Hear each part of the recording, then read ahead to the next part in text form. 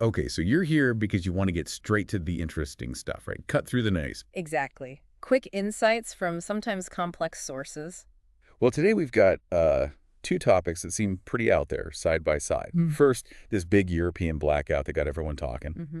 And second, whole Q&A session about, believe it or not, extraterrestrial implants pulled from a YouTube transcript. Sounds like quite the mix. It is. So our mission today is basically to explore this transcript, see if there are any weird connections, or maybe just pull out some genuinely, mind-bending details. Right. Sometimes just seeing what people discuss together is revealing, even if the topics seem worlds apart, like a power grid failure and, well, alien tech. Totally. So the source is mainly this YouTube Q&A session transcript. Let's just dive in. Oh, So let's sure. start with the blackout. The YouTube video mentioned a pretty major outage. We're talking Spain, Portugal. Parts of France, Belgium too, I think. Yeah. And maybe Andorra was mentioned. Yeah, exactly. Yeah. And the vibe in the video wasn't just, oh, a technical glitch. Some were speculating like half a year it might be dark. That sounds like significant speculation. It does. But then, while we were actually digging into this, a news report popped up. It focused just on Portugal and Spain. Okay, more specific. Yeah, and this is where it gets a bit strange. The report mentioned some kind of weird atmospheric phenomenon after the blackout happened. An atmospheric phenomenon. Interesting. What kind of details did the report give? Well, it mentioned concrete stuff, too, like Yeah. traffic lights just dead in Madrid, causing jams. Right, the knock-on effect. Exactly. Yeah. Metro, trains grinding to a halt. Hmm. And get this, people apparently started panic buying in supermarkets because they closed down. Wow, sort of like those early pandemic scenes. Really shows how reliant we are. Doesn't it? And how quickly things can feel unstable. It really underscores that fragility. And, it also highlights how we instinctively look for reasons when something big and disruptive happens. For sure.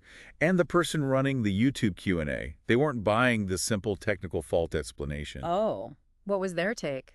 They brought up the idea of an etheric or energetic component to it all. Etheric, so like non-physical causes. Seems like it. They even hinted at involvement from people high up in some, quote, physical hierarchy. Yeah. It definitely steps outside the usual grid failure talk. That really takes it into a different realm, doesn't it? Beyond equipment failure or even cyber attacks. It taps into that search for deeper, maybe hidden causes when official stories feel lacking. Yeah. And then they took this, well, pretty big speculative leap, Okay. suggesting the blackout could be a kind of message, or even like unconventional warfare. Wow, okay. How did they connect those dots? They used an example purely hypothetical, they stressed, like the U.S. putting tariffs on Europe and wanting them to buy U.S. energy, the blackout being a sort of subtle, forceful nudge. Right, linking a physical event to geopolitical maneuvering. It's vital, like you said, to remember that's presented as speculation in the source. Absolutely. Not presented as fact at all. But it shows you one way people might try to interpret these large-scale events, especially when they feel unsettling.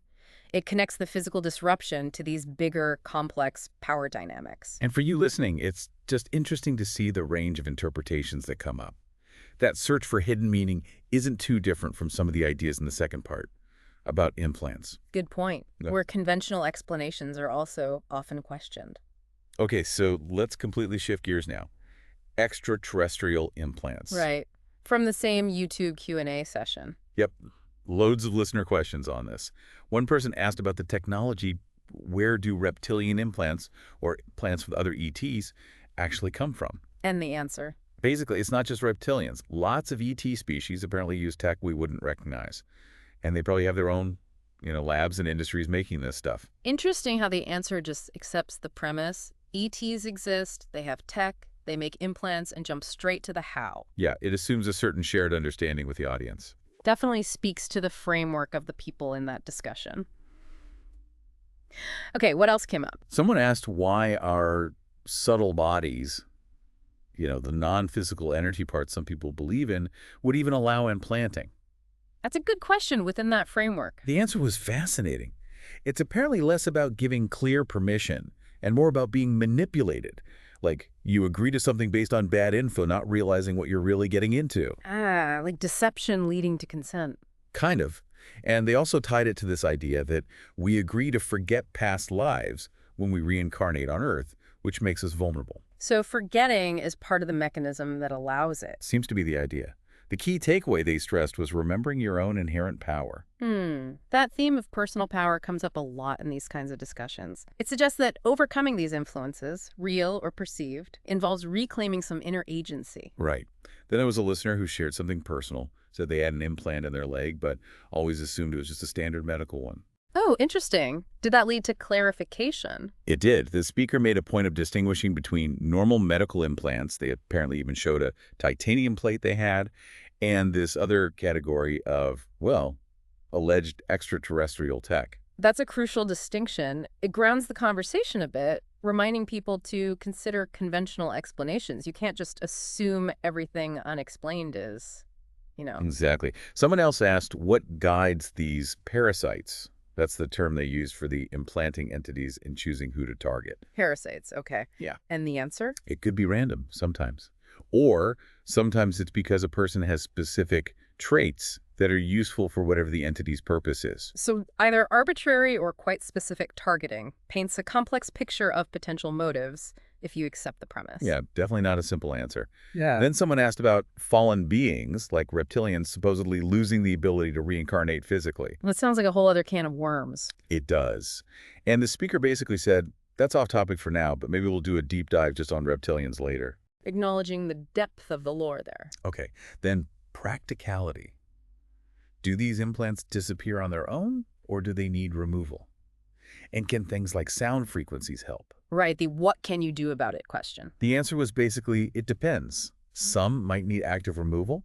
Others are supposedly programmed to self-destruct once their function is done. Okay, so variety in the tech itself and the frequencies.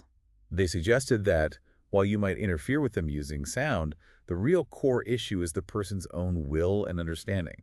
That's supposedly more powerful. Again, back to individual power and consciousness being key, more so than external tools. That seems consistent. Very much so. Then, appearance. What do these things look like based on witness accounts? I'm curious about this one. The answer was pretty wild. Infinite forms and sizes. Apparently, even the same implant doing the same job can change shape. Change shape, like morphing technology. Yeah, especially if it gets updated or replaced. And they can be interconnected, forming a kind of skeletal structure within the energy field. Wow, that certainly makes them hard to pin down or describe consistently. Adds to the elusiveness. Totally. Then can humans implant each other? Physically, obviously, surgery exists. But in this context... Right. Physically only surgery. Yeah. But etherically. Like non-physical beings or parts of living humans doing it. Apparently, that's really complex. Requires serious energy manipulation skills and knowledge of unknown tech. So not something just anyone can do, even within that energetic framework. It requires specific, advanced capabilities. Exactly. Not your average interaction. Someone commented on a forgetting at reincarnation saying, if Earth is supposed to be free, maybe that forgetting shouldn't be allowed. That touches on free will and planetary rules. Sounds a bit political. Yeah, the speaker noted it was leaning that way. Then a really key question. What's the difference between a positive and a negative implant? That seems fundamental. Is there such a thing as a positive one in this view? The answer was, it's highly subjective. If it happens through manipulation against your will, it's negative, full stop. If it's done with full awareness, for your own benefit, maybe you could call it positive. But the speaker added that in the context of interference generally, it's mostly seen as negative anyway. So consent and awareness are the main criteria. But the overall phenomenon is viewed with suspicion. The intent behind it is crucial. That makes sense as a defining factor for you listening. Right.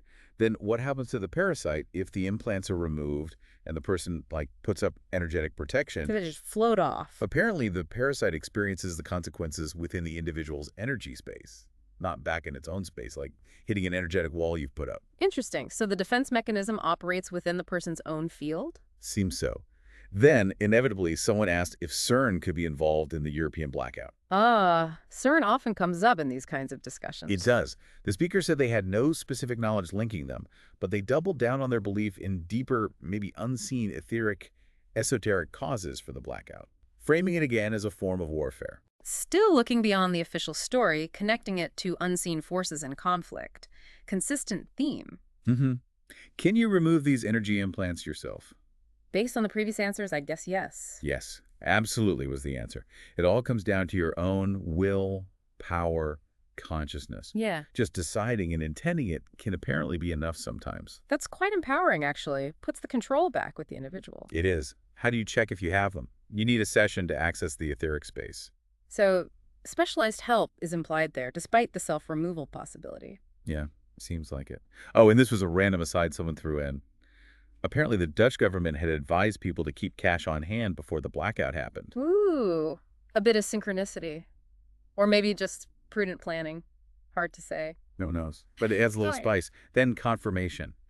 You don't need hypnosis for self-removal. Deep meditation, strong intention can do it. Good to clarify. And can animals have implants? Yes, apparently. Okay, extends beyond humans. And can they be placed anywhere, like on or above the planet?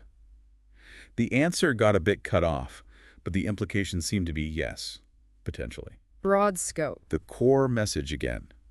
Removal is about your will, not relying solely on sounds or external things, and who installs them one being, many beings.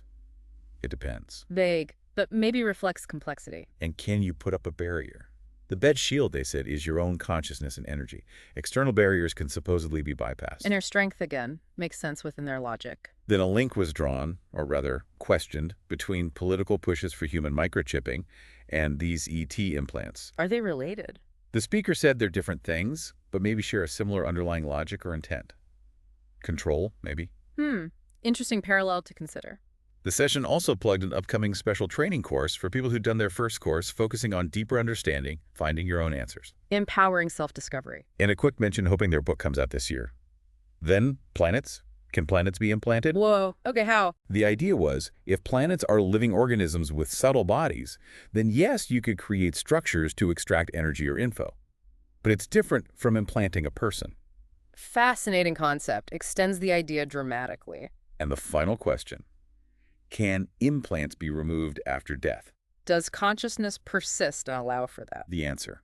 It's not about life or death. It's about consciousness. So, potentially yes, depending on the state of consciousness. Very metaphysical endpoint. So that's the Whirlwind Tour, a major European blackout analyzed through an unconventional lens, side by side with a deep dive into extraterrestrial implant lore. Definitely two distinct streams of thought woven together in that one session. Yeah, hopefully you listening got some interesting perspectives, maybe saw some unexpected thematic links, even if the topics themselves are way out there. Absolutely. What strikes me is how both discussions grapple with unseen influences, whether it's hidden geopolitical motives behind a blackout or energetic implants affecting individuals. Right. It really prompts you to think about cause and effect, the power of belief, and maybe how much our own consciousness shapes how we perceive and interact with the world, both seen and unseen. Definitely gives you something to chew on. Thanks for joining us for this deep dive today.